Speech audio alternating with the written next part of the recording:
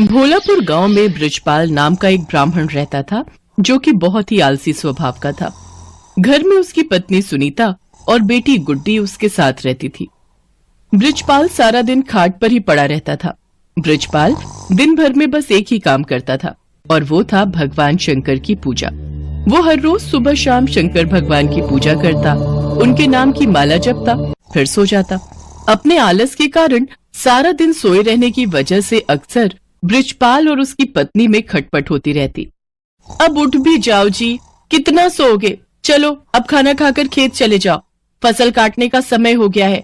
और हाँ, वापसी में आते हुए नदी किनारे लगे सरसों का साग तोड़ कर ले आना। घर में बनाने के लिए कोई सब्जी नहीं है। और हाँ, भूलना मत, नहीं तो आज खाना नहीं बनाऊंगी। अपनी बीवी की बातों को नजरअंदाज कर बृजपाल फिर से चादर तानकर सो जाता है। सुनीता गुस्से में लाल पीली हो जाती है।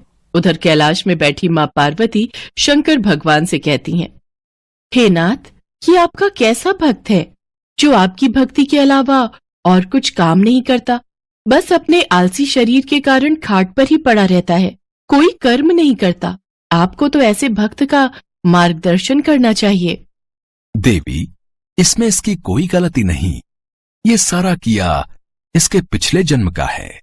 तब ये एक आलसी गधा हुआ करता था, जो सारा दिन मेरे मंदिर के बाहर लेटा रहता था।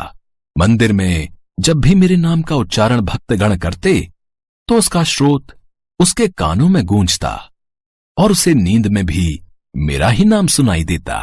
फिर एक रोज श्रवण मास में ये चल बसा और फिर अगले चारों में इसने मनुष्य रूप में जन्म लिया। लेकिन इसके पिछले जन्म के आलसी स्वभाव ने इसका पीछा नहीं छोड़ा।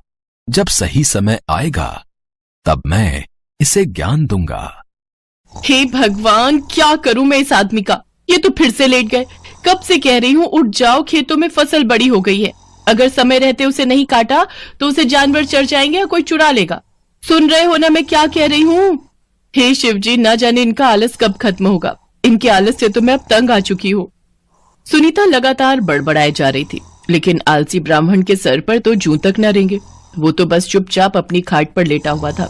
बृजपाल को ना उठता देख सुनीता गुस्से में आ जाती है और बाहर आंगन में रखी पानी की बाल्टी उठाकर लाती है और बृजपाल के ऊपर गिरा देती है। बृजपाल पूरा भीग जाता है और वो गुस्से में उठकर उससे लड़ने लगता है। काफी देर तक दोनों में खूब कहासुनी होती है। फिर वो गुस्से में घर से निकलकर शंकर भगवान के मंदिर में चला जाता है और वहां पहुंचकर शंकर जी से कहता है, हे शंकर भगवान, अपनी पत्नी की रोज रोज की झिकझिक से मैं तंग आ चुका हूं। अगर मेरी भक्ति ने आपको प्रसन्न किया है तो मुझे आप दर्शन दीजिए प्रभु। इतना कहते ही वो जोर जोर से रोने लगता है। अपने प्रति उसका प्यार और श्रद्धा देखकर शंकर भगवान उसको दर्शन देते हैं और कहते हैं, बृजपाल, तुम्हारी भक्ति ने मुझे प्रसन्न किया है। तुम सचमुच मेरे परम भक्त हो। कहो, तुम्हें मुझसे क्या वरदान चाहिए? हे प्रभु, मुझे ऐसी कोई चीज दीजिए जो मेरी हर बात माने और मेरा सारा काम कर दे। ये लो, मेरा ये छोटा त्रिशूल। तुम इस त्रिशूल को जहां भी रखोगे वो अपना काम खुद ही करने लग जाएगा और काम पूरा होने के बाद ही रुकेगा। लेकिन हां, अगर तुमने इसे काम के लिए मना किया तो ये हमेशा हमेशा के लिए गायब होकर वापस मेरे पास आ जाएगा। भगवान शंकर उसको त्रिशूल देकर अंतर ध्यान हो जाते हैं। त्रिशूल देखकर बृजपाल ये सोचकर बड़ा खुश हो जाता है कि अब से उसे कुछ भी काम नहीं करना पड़ेगा। इसके बाद वो त्रिशूल लेकर घर पहुंचता है और अपनी पत्नी और बेटी को त्रिशूल के बारे में सारी बात बताता है। अगले दिन सुबह ही बृजपाल ने भगवान शंकर का नाम लेकर उस त्रिशूल का इस्तेमाल शुरू कर दिया। वो जैसे ही त्रिशूल को घर के बीचों बीच रखता, सारे घर में अपने आप ही सफाई हो जाती। वो जिस भी चीज पर उस त्रिशूल को रख देता वो अपने आप काम करने लग जाता। खेतों में रख देता तो अपने आप ही सारी फसल कट जाती। ऐसे ही कई दिन बीत जाते हैं। एक रोज जब सुनीता गुड्डी के साथ अपने मायके गई होती है तो बृजपाल त्रिशूल को गैस के पास रखकर कहता है, मेरे लिए जल्दी से स्वादिष्ट सा भोजन तैयार कर दो। चूल्हे पर अपने आप कढ़ाई चढ़ जाती है और उसमें खुद ही तेल मसाले पड़ने लग जाते हैं। देखते ही देखते स्वादिष्ट पकवान बनकर तैयार हो जाते हैं, जिन्हें बृजपाल बड़े ही चटकारे लेकर खाता है। आहा हा हा, वाह, मजा ही आ गया। वाह वाह वाह, क्या स्वाद है। रोज भाग्यवान के हाथों का भोजन करके तो मैं परेशान ही हो गया था। सच में कमाल का है ये त्रिशूल। खाना खाकर बृजपाल आराम से गहरी नींद में सो जाता है और फिर जब अगली सुबह जागता है तो कुएं के पास जाकर उस त्रिशूल से कहता है, जल्दी से मेरे नहाने के लिए कुएं में से पानी निकालकर इस बाल्टी में भरा जाए। कुएं में से पानी निकालना हो, पौधों को पानी देना हो, साफ सफाई, कपड़े, बर्तन, सभी तरह के काम वो त्रिशूल बृजपाल के कहते ही कर देता। बृजपाल बगीचे में पड़ी पाइप के पास जाता है और अपने त्रिशूल को उससे छुआते हुए कहता है, पाइप, जल्दी से इस बगीचे में लगे पेड़ पौधों को अच्छे से पानी दे दो। पाइप अपने पौधों में पानी देने लग जाती है। फिर आलसी ब्राह्मण खुश होते हुए आराम से सोने चला जाता है, लेकिन सोने के कुछ देर बाद ही लाइट चली जाती है। फिर वो अपने त्रिशूल को हथपंखा पर रखते हुए कहता है, हे हाथ पंखे, जब तक लाइट नहीं आ जाती तुम मुझे इस पंखे से हवा करो। उसके ये कहते ही हथपंखा उसे हवा करने लगता है। कुछ देर बाद जैसे ही लाइट आती है तो वो हथपंखा बंद हो जाता है। एक दिन बृजपाल को बड़ी तेज भूख लग रही होती है।